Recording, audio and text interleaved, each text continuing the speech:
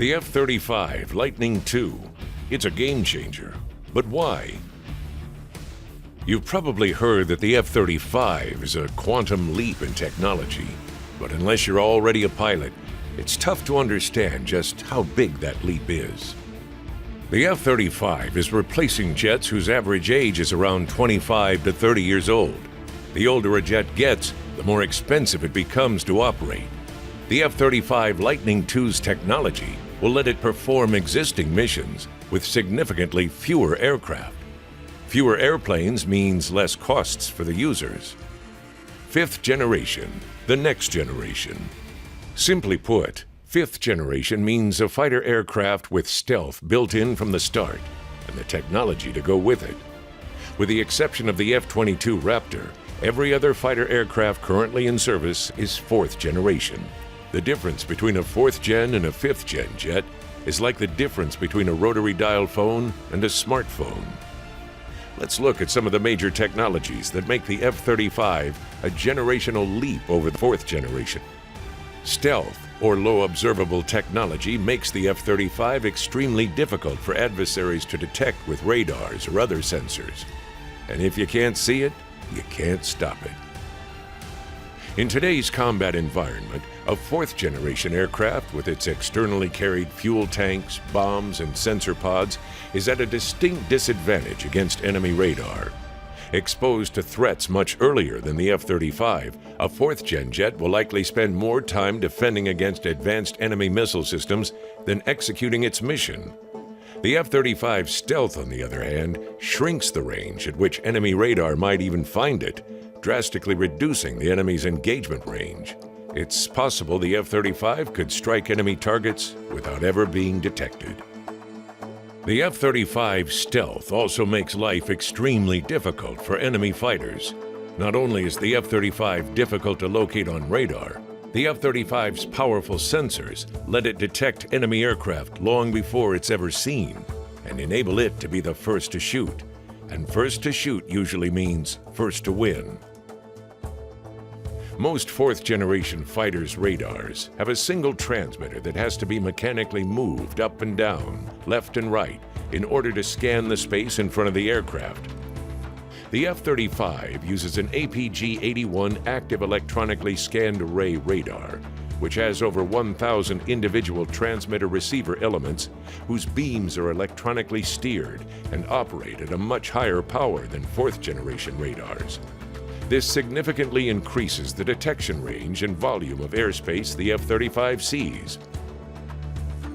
The F-35 pilot can use the radar to see through weather and map the ground, detect moving objects on the surface, and even create a photo-like map of an area of interest that can be shared in real time with other aircraft or troops on the ground. This is incredibly useful in combat situations, especially when there's weather involved.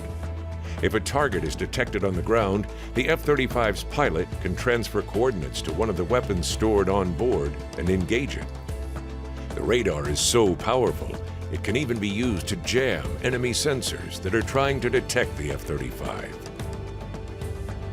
DAS, or Distributed Aperture System, a leap in technology so large that no other aircraft in the world has it, consists of 6 infrared cameras located around the F-35, which look in all directions.